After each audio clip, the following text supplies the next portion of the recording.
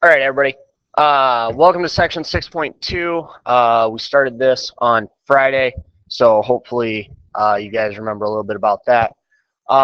Today what we're going to do, we're going to talk about evaluating these polynomial functions. So right away, we're going to take a look at this example. We're going to evaluate f of x, which if you remember is just simple notation, is equal to 2x to the fourth minus 8x squared plus 5x minus 7 when x is equal to 3.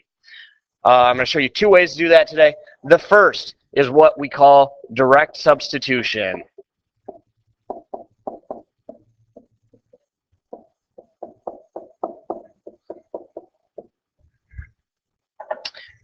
Okay, really direct substitution is exactly what you guys would do if I just told you to find out what that y value is or what that output value is for that function. You're comfortable with this, you've done this. So this is where you're just going to plug in 3 everywhere you see an x. So your function is going to be 2 times 3 to the fourth minus 8 times 3 squared plus 5 times 3 minus 7. From there, you just plug it in, simplify. So 3 to the fourth is 81. Minus 8, 3 squared is 9. And you can multiply this out. I like to usually just kind of wait so that I multiply all in the same step instead of going right to that 15 on the 5 times 3. So I'm just going to leave that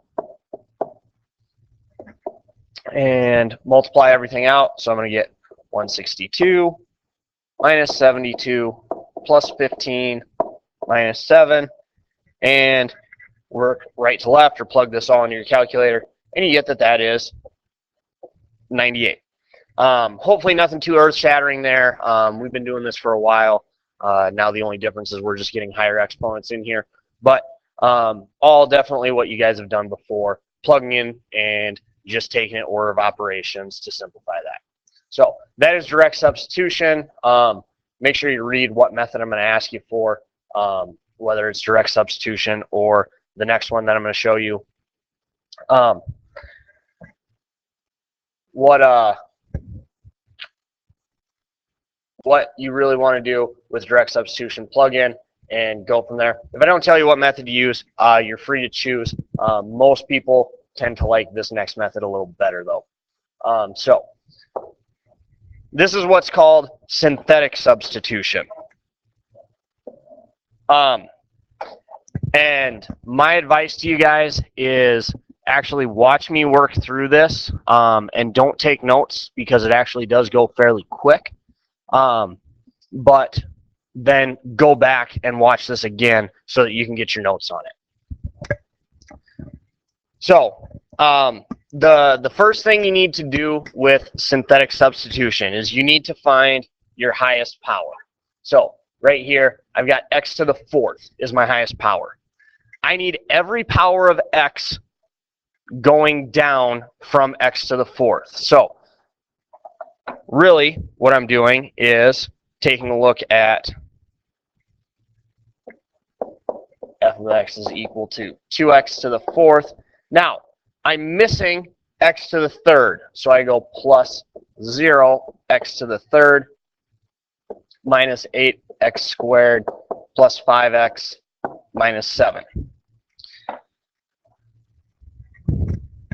And the more you guys do this, you won't necessarily have to write it out all the time, but it's good right away so you make sure that you get every power of x. The reason I have 0x to the third is because it's not there, so obviously I had to multiply that by 0. Now, to set this up, okay, we're going to use this x equals 3. Okay, I'm going to talk about in the box and outside of the box. So we're going to have a box. And that's going to be the upper left-hand corner of our box. So the number that you want to evaluate at goes inside the box. Now, we need to write down all of the coefficients or the numbers in front of all of our x's. So don't forget that 7 counts as well. So I'm going to go 2, 0, -8, 5, negative 7. Okay? And we're going to draw ourselves a nice line here. Just a horizontal line, nothing too fancy. Just a line. Okay? This works. This is going to work in the exact same pattern every time. Okay? Your first number is going to get dropped below the line. So all I do is I just write a 2. Okay? From there, I am going to multiply 3 times 2. So I'm going to put a little star there so I know that that's multiplying. Okay? That answer is going to go underneath the next number. So underneath that 0. Then we're going to add. Add down that column. 0 plus 6 is 6. And we're going to repeat. 3 times 6 gives me 18. Negative 8 plus 18 gives me a 10. 3 times 10 gives me 30. I'm at 35 when I add down that column. And 3 times 35 is 105. Again, add down my column. Negative 7 plus 105 is 98. And by the magic of math, that 98 right there is our answer. Which, if you notice, is the exact same problem that we worked on the last slide. And our answer was 98 again. So it gets you the same answer. That last number will be your answer when you do your synthetic substitution. Like I said, it's kind of a weird process, unlike anything that we've done up to this point. So if you want to go back and watch this a couple times, I would recommend it. But it's always the same process. Drop the first number down, multiply, put that in the next column, add down your column, multiply, number to the next column, add down the column. It's a very nice pattern. It goes very quick. You can get these done relatively quick with synthetic substitution, so hopefully that'll save you guys a little bit of time. But there is synthetic substitution. Just one more example for you guys. Talking about photography, the time t in seconds it takes a camera battery to recharge after flashing n times can be modeled by this nice equation here. You guys can see it. I'm not going to read that to you. Find the recharge time after 100 flashes. So you're more than welcome to use direct substitution there. Plug it in, go from there. That's fine. But I want to show you guys synthetic substitution one more time. So the nice part is right away I notice that my highest power of n is to the third. I have a second, I have an n, and I have just my constant. If any of those were missing, we would need to put a 0 in there. But since we have them all, we're good to copy those down.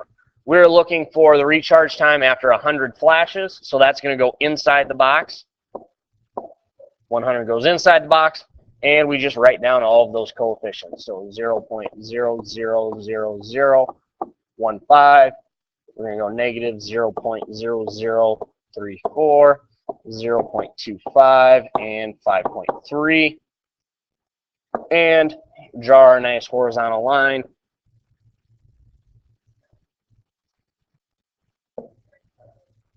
And again, first number drops down, 0.000015, and I need to multiply that by 100. So all that's going to do is move those decimal points to the right, or that decimal point to the right 2 places. So I'm going to be left with 0.0015. And when I add that to negative 0.0034, I end up with a negative 0.0019.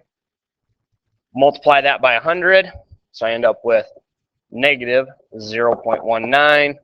0.25 plus negative 0.19 gives me 0.06. Multiplied by 100, I end up with 6. And 5.3 plus 6 is 11.3. There's my last number. I've reached I can't go anymore. I've reached 5.3. That's the last number in my equation. So 11.3 is my answer. So that means it's going to take that camera 11.3 seconds to recharge.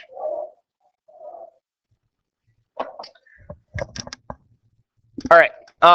Here's your homework. We will check this in class tomorrow. Go ahead, work on that. If you have any questions, let me know. Shoot me an email. If you see me around school, stop by, see me, whatever. We'll get you squared around. Other than that, have a great day. Thanks.